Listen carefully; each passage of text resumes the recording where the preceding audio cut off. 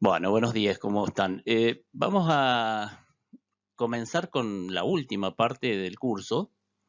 Si ustedes recuerdan o releen la introducción que habíamos hecho al curso en un PDF, habíamos dicho que todo el estudio que hacíamos tenía como objetivo final aprender a manejar las enfermedades dentro de los sistemas de producción. ¿eh? Si nosotros queremos ver qué elementos puede brindar la fitopatología para el manejo de los cultivos, tenemos que ubicarnos que el manejo va a estar dentro de un agroecosistema. Dentro de ese agroecosistema va a estar los manejos de cultivo, dentro de los manejos de cultivo está el manejo fitosanitario y dentro del manejo fitosanitario está el manejo de enfermedades. O sea, es todo un sistema complejo y nosotros ahora estamos ubicándonos en uno de los componentes del sistema. El objetivo que planteamos inicialmente es el mismo que decimos ahora, ¿no es cierto? Es disminuir al mínimo en forma sustentable las pérdidas económicas que pudieran producirse, ya sea por mermas del rendimiento o deterioro de calidad y que sean provocadas por enfermedades. Nosotros hemos visto varios capítulos de la fitopatología y en muchos de ellos encontramos elementos que nos sirven a la hora de manejar enfermedades. Ahora, veamos de qué se trata la epidemiología o epifisiología. Ahí hay un poquito de controversia respecto al nombre. El nombre, si nosotros nos vamos a una visión purística del idioma, sería epifisiología, pero el nombre con el que se lo conoce en todas partes es epidemiología, así que vamos a mantener en general ese nombre, pero podemos referirnos a epidemia, epifitia, y de la misma manera, ¿no es cierto? Porque epidemia sería una enfermedad que afecta a una población animal o de seres humanos, en cambio epifitiología de plantas, pero está muy, muy utilizado el término epidemiología también en el caso de las enfermedades en plantas. ¿Y qué es una epidemia? Una epidemia es sencillamente una enfermedad que progresa en una población de plantas en un determinado lugar. Esa población de plantas sería un cultivo, un lugar es un lote, una región, en una temporada de cultivo. Entonces, nosotros pasamos de mirar a la enfermedad desde un punto de vista descriptivo a mirarla ahora cómo evoluciona dentro de un cultivo. Y entonces empezamos a hablar de epidemia. Y entonces la epidemiología estudia la dinámica de las enfermedades. La dinámica sería de cómo cambia la cantidad de enfermedad. Este concepto de cantidad de enfermedad también lo habíamos planteado en la introducción al curso y es el concepto central de la epidemiología. Entonces estudia cómo cambia la cantidad de enfermedad en un cultivo, en una zona, en un periodo de tiempo. La epidemiología entonces estudia la enfermedad a nivel cuantitativo y considera las poblaciones de plantas, las poblaciones de patógenos, introduce en el análisis el elemento cantidad de enfermedad, poblaciones de hospedantes y patógenos y el tiempo. Según Van der Plang, este autor publicó varios trabajos que dieron origen a esta rama de la fitopatología que es la epidemiología. Él dice, es la ciencia de la enfermedad en poblaciones. Es un resumen de lo que vimos recién. Ahora, el aumento de la cantidad de enfermedad involucra también una dispersión en la superficie, un avance en superficie, por lo que otra definición que suele utilizarse frecuentemente es que la epidemiología estudia el cambio de la cantidad de enfermedad en el tiempo y en el espacio. Se puede utilizar esta definición, pero hay que saber de qué estamos hablando, ¿no es cierto? Porque decirla en forma memorística y no tener en cuenta qué es lo que quiere decir, no nos sirve de nada. Y podemos decir también que es un puente que une la fitopatología descriptiva, que en gran medida es la que hemos estado haciendo hasta este momento, con el manejo de los cultivos. Nos sirve para entender cómo progresa la enfermedad en los cultivos y para predecir esa evolución y los efectos que tendrán sobre los rendimientos. Aclaremos estos términos. Una enfermedad se dice que es endémica de una zona cuando es originaria de ella, o aunque no sea originaria, se presenta en esa zona todos los años, sea con baja o con alta intensidad. Entonces, por ejemplo, el mal de Río Cuarto es una enfermedad endémica del sur de la provincia de Río Cuarto, ya la hemos visto, de la provincia de Córdoba, perdón, en la zona de Río Cuarto. Ya hemos visto esta enfermedad que afecta al cultivo del maíz y eventualmente se extiende a toda la provincia y a algunas partes del país, pero es endémica de la zona de Río Cuarto. En cambio, pandemia, ahora sabemos bien que es una pandemia porque nos toca a nosotros la pandemia, ¿no es cierto? Es una enfermedad que se presenta simultáneamente con características epidémicas en varias regiones del mundo. Por ejemplo, el ERCOT del sorgo, que es una enfermedad que se originó en Sudáfrica, en Australia, luego se hizo una pandemia y se extendió a toda América en unos pocos años, como también esto ya lo tomamos en algún momento como ejemplo. Veamos cómo podemos clasificar a las enfermedades desde el punto de vista epidemiológico. Esto también lo hemos estado viendo, pero bueno, lo vamos a dejar acá bien organizadito. Decimos que la epidemia es el estudio del avance de la enfermedad y la forma de avance de una enfermedad está muy ligada a la cantidad de inóculo que produzca y a los ciclos de producción del inóculo. Hemos visto que algunas enfermedades que las conocemos como monocíclicas, hay un solo ciclo de generación de inóculo por temporada del cultivo. Su avance, la intensidad de la enfermedad también estarán muy ligadas a la cantidad de inóculo inicial. En cambio, en las policíclicas hay varios ciclos de generación de inóculo por temporada de cultivo y en estas la forma de avance y la intensidad que alcanza la enfermedad va a estar muy ligada a los intervalos entre los sucesivos ciclos de producción de inóculo y a la tasa de producción, o sea, es cuánto se multiplica cada vez que hay una reinfección el inóculo. Después tenemos otras enfermedades que se conocen como poliéticas, que afectan a cultivos perennes, o sea que no las podemos analizar como monocíclicas ni como policíclicas. ¿Por qué? Porque en ese tipo de enfermedades, en zonas tropicales, por ejemplo, donde no hay un invierno bien definido, un periodo de descanso definido, empieza a tener importancia la acumulación de inóculo de un año para otro.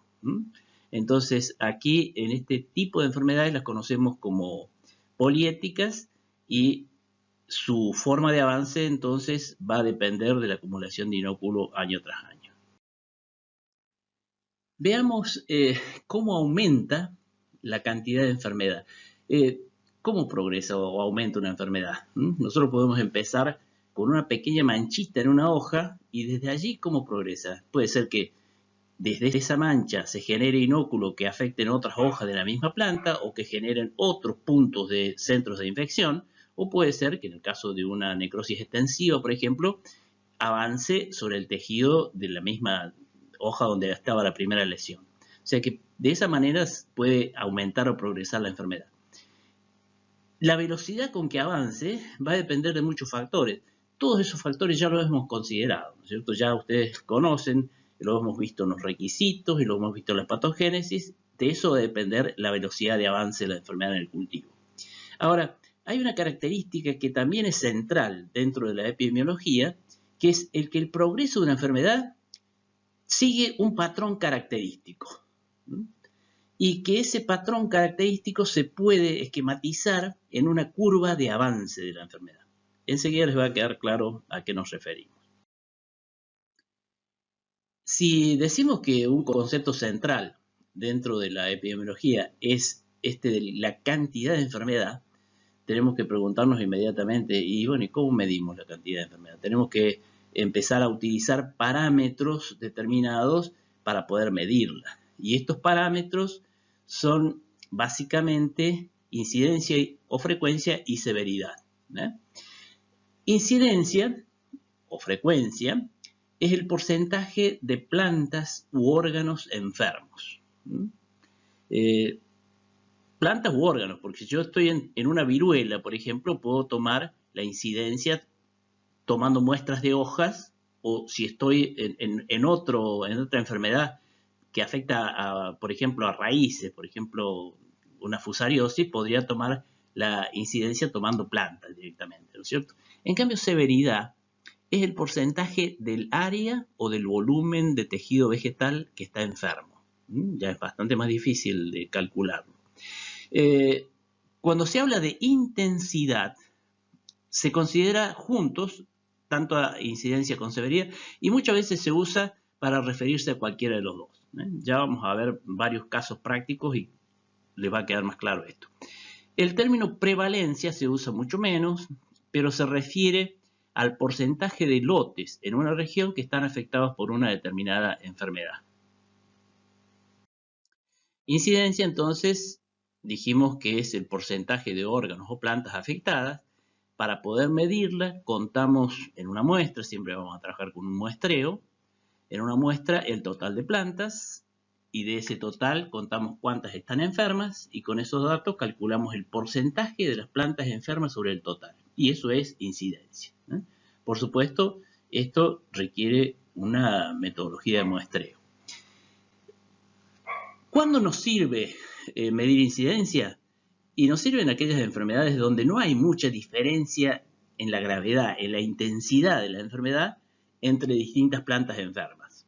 Por ejemplo, nos serviría en el carbón volador del trigo, en la marchitez del tomate y en general en enfermedades del tipo monocíclicas.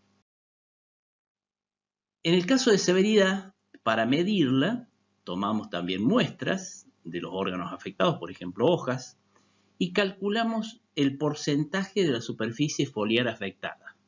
Por supuesto, calcular el porcentaje de la superficie foliar afectada es bastante más difícil que estimar la incidencia. Y incidencia tiene solamente dos posibilidades, sí o no, sana o enferma. En cambio aquí ya estimar el porcentaje es bastante más difícil y por eso si lo hiciéramos en forma directa está muy influenciada por la subjetividad del operador. Para un operador va a ser el 10% y para otro va a ser el 15%, entonces no hay posibilidades, si no lo sistematizamos, de tener medidas que sean uniformes. Esta es de utilidad para enfermedades en las que hay bastante variación en la intensidad de la enfermedad entre distintas plantas enfermas. Por ejemplo, viruelas, rollas, donde podemos tener una pústula o 100 pústulas en una hoja, y en general es de utilidad para enfermedades policíclicas.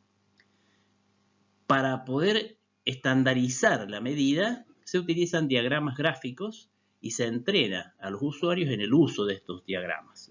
En la guía de trabajo práctico ustedes tienen varios diagramas que pueden observar, que pueden ver, y acá les vamos a presentar también algunos.